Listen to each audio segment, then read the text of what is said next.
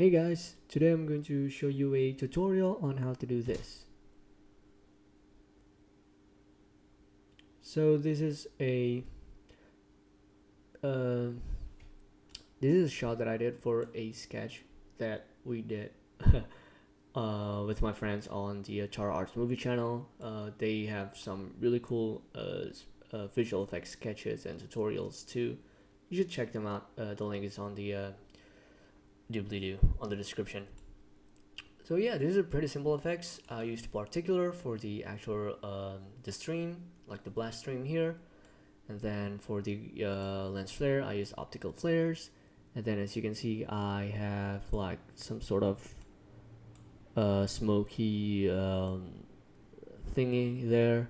I actually used the that is actually from Video Copilot's Shockwave tutorial that I edited a bit and then just reversed it basically. And so yeah, we're gonna go to the we're gonna go to the tutorial right now. So okay, so as you can see, I skipped the tracking part of this tutorial because apparently it took me like 5 to 7 minutes for me to just track my hand, and I don't want this tutorial to get too long, and wasting the first 7 minutes just doing the tracking is, that's not why you came here. You came here for the Kamehameha effects. So just to explain what's going on is that I tracked my hand using Mocha tracker. So I tracked my hand at the beginning there, and then basically I tracked my hand from the beginning, and then I used that tracker information into a red null and named the first tracker there. And then I tracked my hand from the end all the way to there, and I gave that information to the yellow null, the yellow tracker, or the second tracker. So there's the yellow and the red tracker. They are two different tracker at two different time, but I parent them together, which is I parent the second tracker into the first tracker, so they became like a one coherent track. And then I add another null, just a fresh new null, the green one, and I call it just tracker, and I parent that tracker into the second tracker. So now if I want to add the Kamehameha or add any other effects, and I want the effect to be tracked into the footage, I just parent them to this tracker, because this tracker is basically quote unquote representing the first and the second tracker. So yeah, you don't have to worry about these two. Okay, so we already have the tracker. So now what we're gonna do is we're going to do the orb, this little orb thing here. Yeah. So what we're gonna do is we're going to make a new solid and make it something like black, and then name it, let's say, orb or sphere, whatever. And then we're gonna go to effects and we're going to type fractal noise.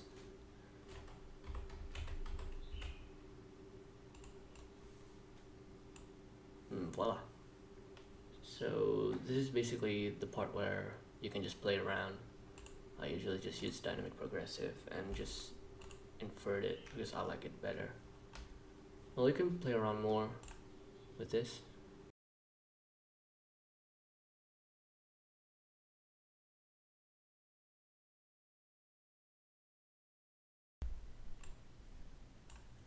Okay, so I like what we have here. Let's put on something else, which is CC sphere. CC sphere, put it on the orb layer, and we have this. So it's looking pretty cool already, right? But the problem is with the CC sphere is that it basically creates a sphere effect, and in order for it to look like a sphere, they added, light, ambient, and like some shadow, and we don't need that. So we can go to the shading, because our orb is going to emit light, so they don't have shadow. Just turn off everything.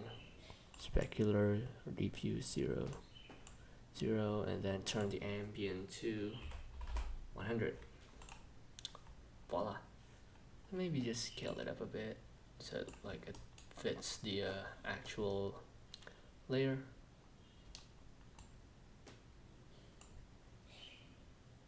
Okay.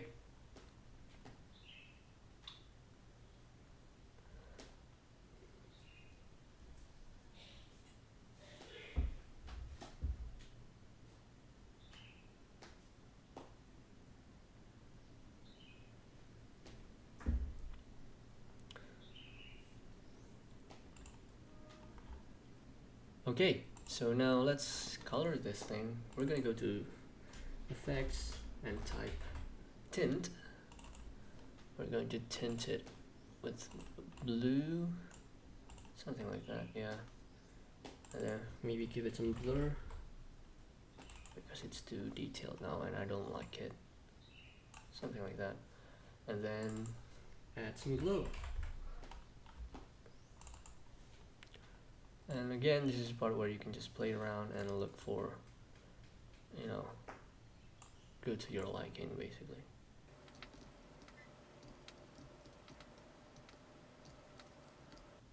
Okay, so looking pretty good. Now the next thing we're gonna do is we're going to animate the noise. So in evolution, hold Alt and click the stopwatch and type something like time, and then time times something like 300. Yeah, that's good.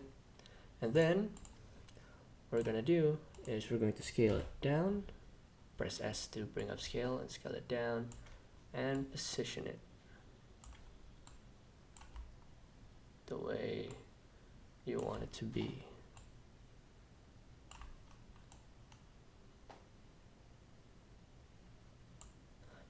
Cool. And then you can just parent the orb into the tracker. So we have this.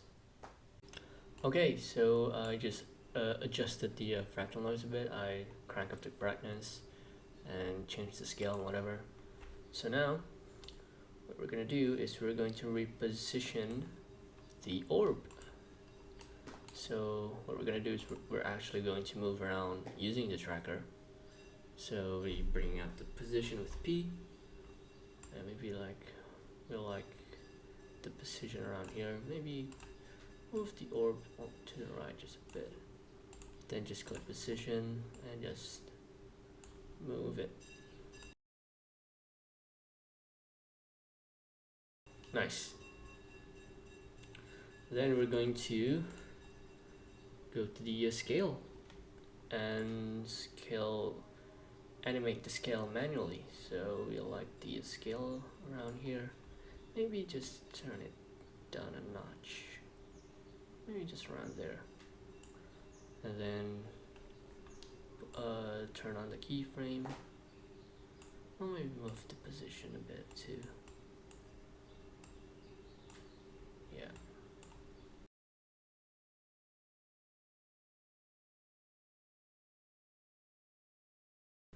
Nice. Yeah, go back to the scale. Scale, keyframe, animate it. So it goes like whoop. And then maybe also animate the opacity. Press T to bring out opacity and then turn it down. So it goes like whoop. Nice. So next, what we're gonna do is we're going to add optical flares. So bring up a new solid, name it flares, and then go to effects, optical flares. And then in here you can just play around, change the flares the way you like it.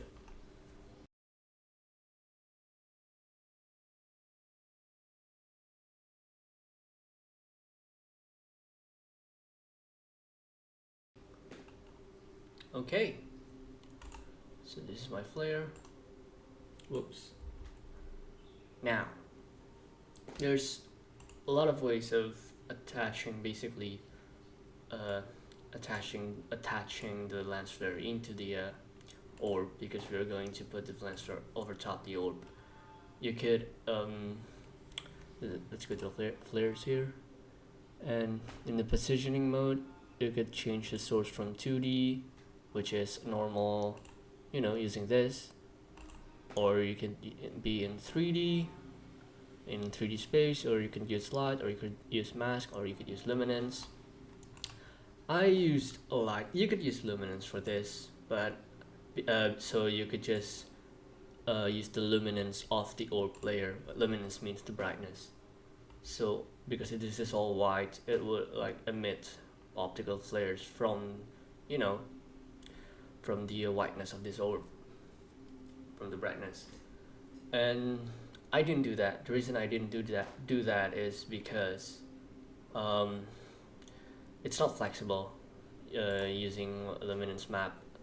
It's way easier, way flexible for me, much more, you know, quote unquote freedom for me to use light, because because if you use luminance, it's basically screwing up the optical flares, because it's just like a one giant source instead of like one point, and it would mess around the you know, the lens, you know, it would mess up like this stuff here, because they are very dependent on the source, which is a point, because the source now is a point. If you move it around, it would move around based on the point, and if the source is just like a one big color map, I mean one big map instead of like a one point, it would mess up like this stuff. It would look more realistic though, but again, this is one of those moments where you have to defy, quote unquote, defy reality in order to make a better imagery. So this is where your subjectivity come in play. So yeah, I'm going to use light. Layer new light. Okay.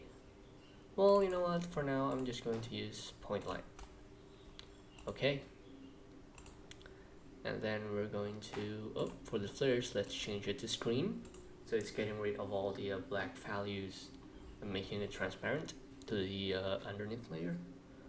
Then we're going to move the light around there, right? And then we're going to parent the light to the tracker. Now, technically it should be working, right? It should be tracking normally, but it's not. Like, see? It's not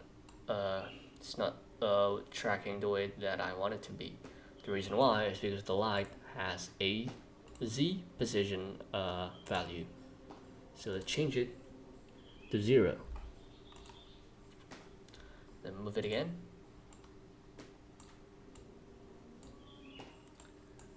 And if we scrub through, then it will work. Nice.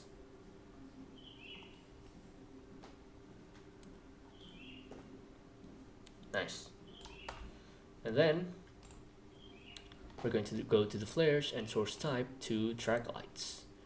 And track name starts with anything. So if you want to rename the light, then you know, you could use the you know, the first letter of the name.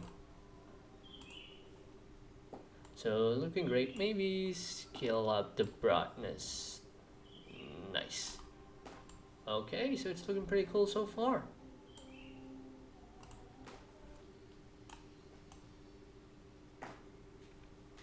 Okay, so looking pretty good. Now the next thing we're gonna do is we're going to do the blast stream effect using particular. So let's get into it. Let's create a new solid and name it particular, and then we go to effects and type trap code particular.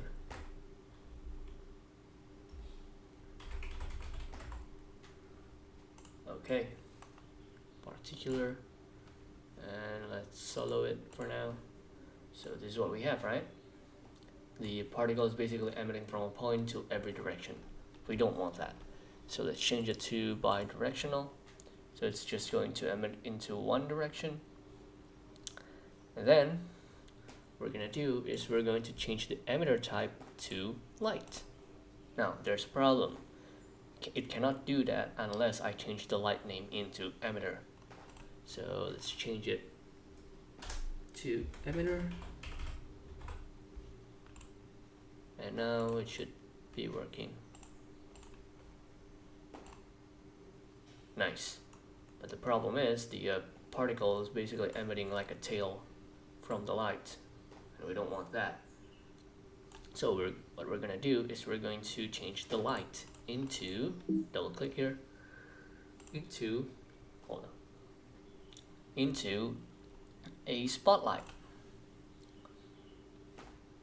So what's happening here, it's the particle is emitting to that direction. So yeah, then we're going to go to the particular again and then change the timing. We don't want the particle to come out at this time. We want it to come out around, let's turn off the solo, around like charge beam, maybe from here to here. So yeah, go to particle per second, click stopwatch, type something like 1000. Nice. Then go back a few frames, 1, 2, and bring it down all the way to 0.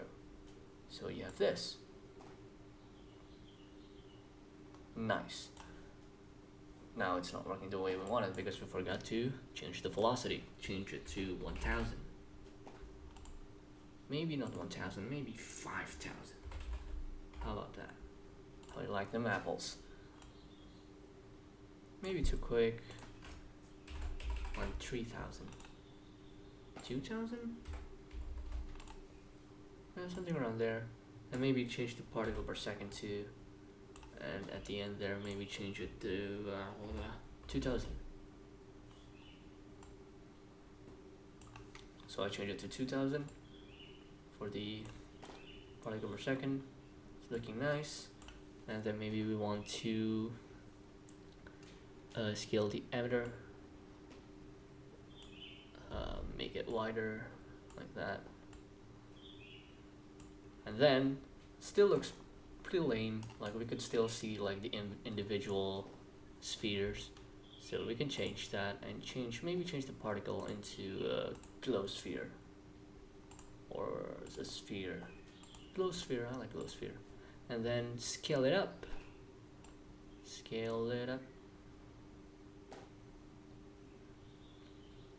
Nice.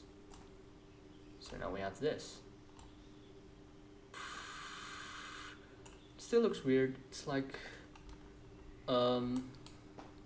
yeah, it still looks weird. So we're going to go to the emitter and change the angle of the cone, make it wider so it looks like, you know, kind of narrows. It starts narrow and then it gets wider. Nice.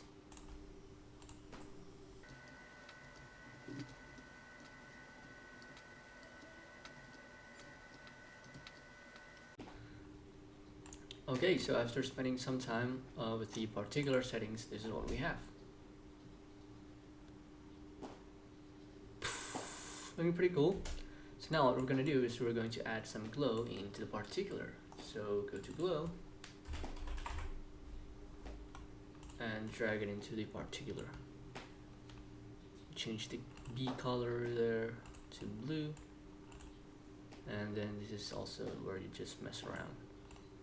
Like I don't have an exact value for this. I just mess around until I find the best color. Let's solo it.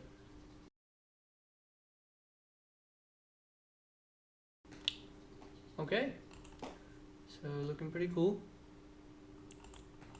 What happened to the flares?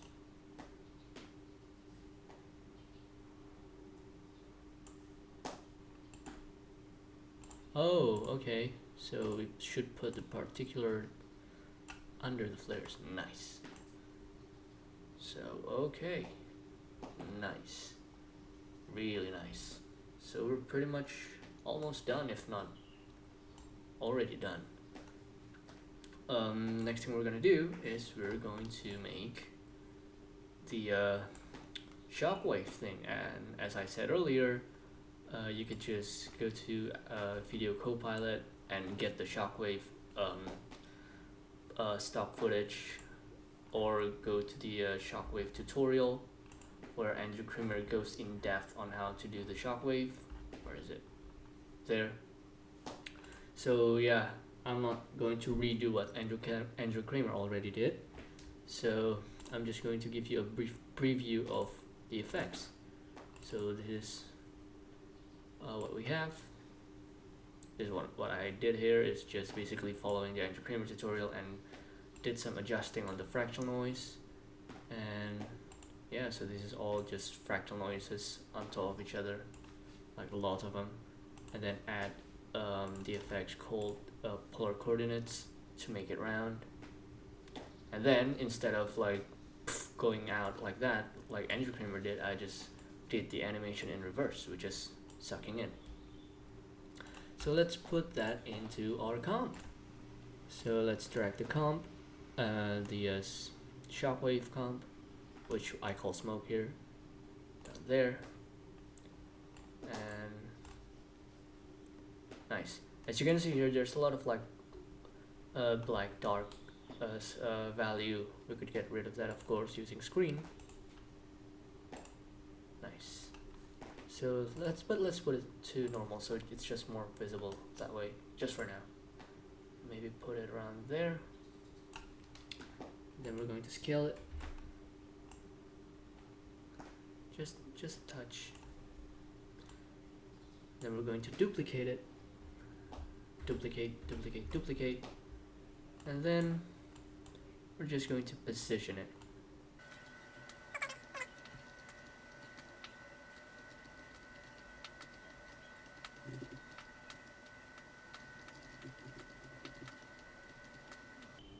Okay, so let's turn everything to screen. Nice, and make sure what I did is I tried to make all the smokes look different, so maybe turn the rotation, change the rotation of each smoke.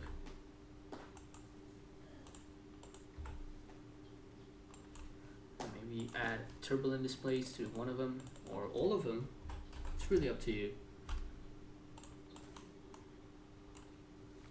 Nice.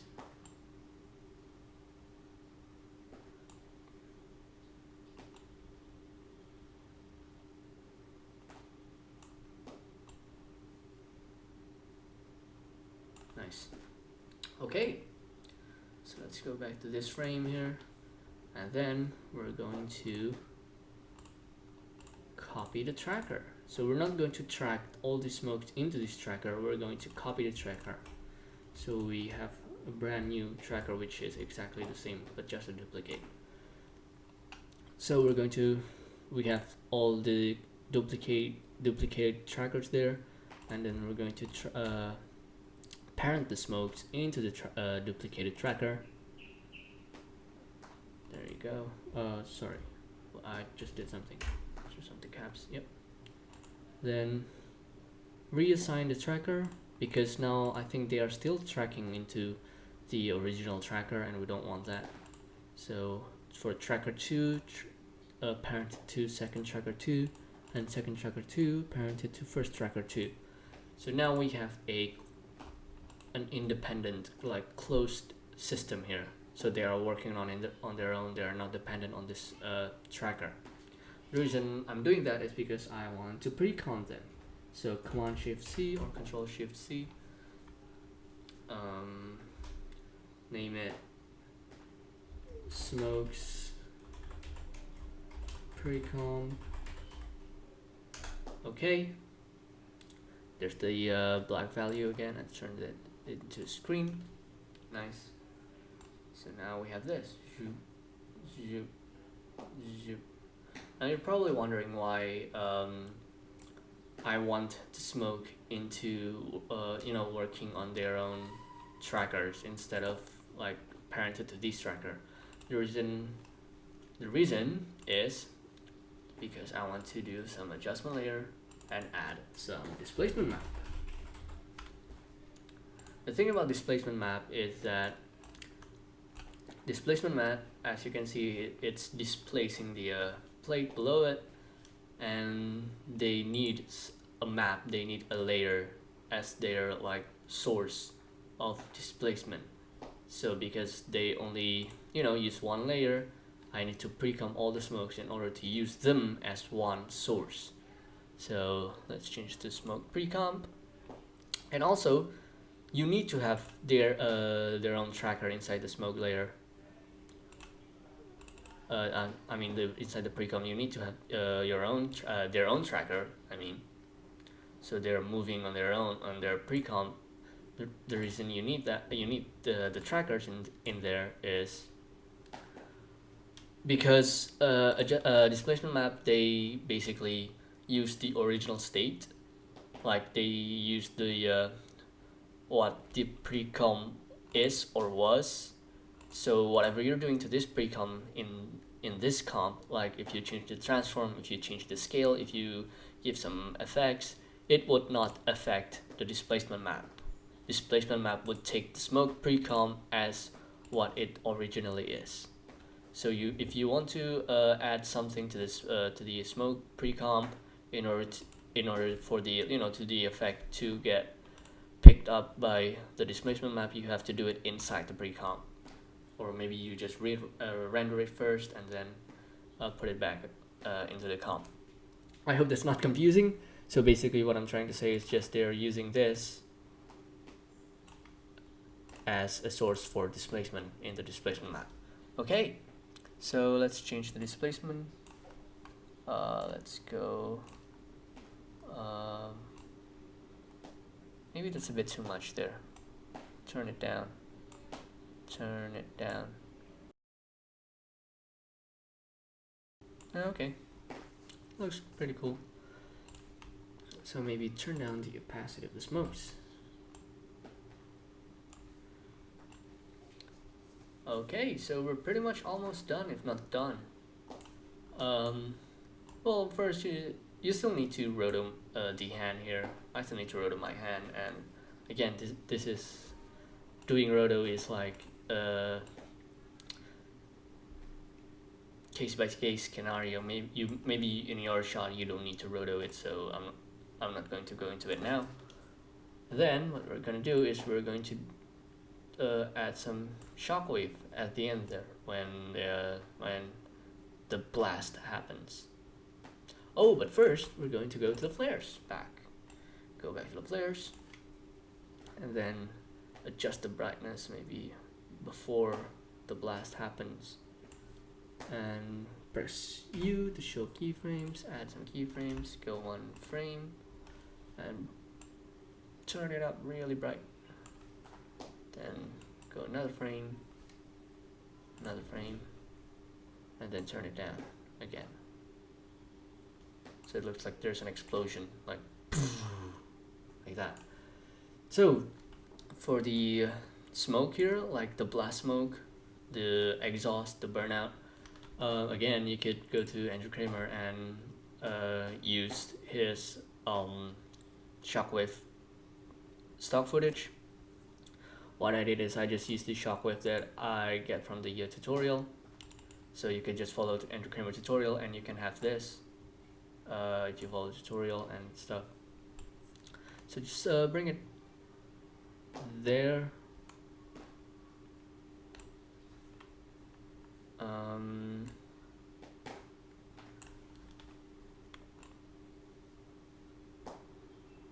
Maybe like around there we started to see the smoke, so nice. Again, we're going to position the shockwave there, around there, and then we're going to parent the shockwave into the tracker, and then we're going to turn the mode to screen. So this is what you have. Nice, real nice. So we're pretty much 90% there. then what we're gonna do is we're gonna make a little bit of a glow. So create a new solid and make it a round blue and name it glow, and maybe glow, whatever. Turn it to screen. Does it affect it? No, it doesn't really do anything, so what the hell? You don't need the glow, really. Turn it to screen and turn the opacity down, and then we're going to go here and create an ellipse tool and make an ellipse like so. And then you're going to turn up the feather, turn it up, and then you're going to position it. Oh, sorry, wrong layer.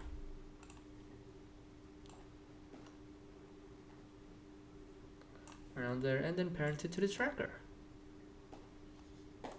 And then of course animate it.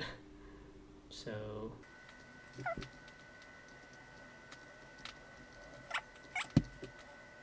okay, so we're pretty much like 95%, 98% done. What we're gonna do next is we're going to roto my hand, which I'm not going to go very detailed to. I already have the roto layer here, so bring it up. So this is my hand, roto using the roto brush. So yeah, let's put my hand on top of everything except the flares, because you don't want to add it on top of the flares because it looks weird. So put it on top of everything except the flares. Nice. So it looks pretty cool. Yep. Now this is where the tricky part happens.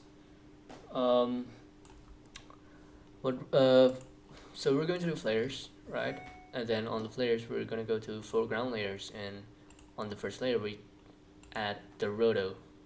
So what foreground layer does is basically, you know, when you see a lens flare, real life lens flare, and if the lens flare get obscured, so like if there's an object in front of the lens flare, what the lens flare doing is basically it's gonna dimmed out and then get turned off when, you know, it's behind something else.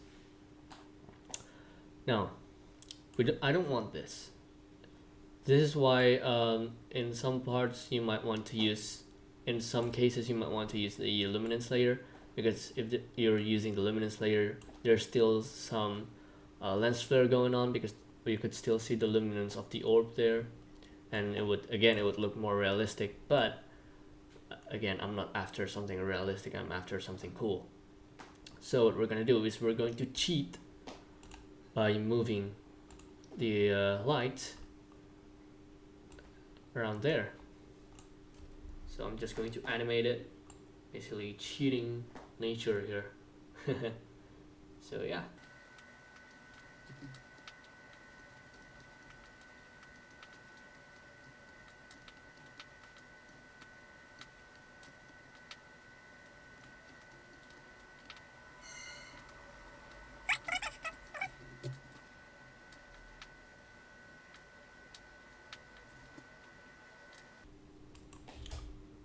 So this is what we have. Nice. Nice. I probably still need to adjust the smoke just a bit, maybe turn down the opacity a bit, and opacity there too. And maybe I still need to polish the animation for the light, but I'm not going to go through that here because the tutorial is already too long. I'm not going to make this tutorial even longer. And yeah, so you can find the final render of the shot on the sketch that me and my friends did on the Tara Arts movie channel. The link is on the description. If you have any questions regarding this tutorial, just let me know. Just leave some questions in the comments. It's been a while since I made tutorials like this, so that's why I stuttered a lot, and that makes the tutorial more confusing. So again, if you have any questions, leave them in the comments. I will try to answer them as much as I can. Yeah. I will upload more stuff on this channel, like tutorials and visual effects stuff. I will upload more stuff regular. I cannot speak. More regularly, and if you're looking forward to that, and also if you like this tutorial, if you find this tutorial helpful, maybe you could consider subscribing and maybe like this video. That would help a lot. I would really appreciate it. So yeah, thank you very much for watching. See you next time.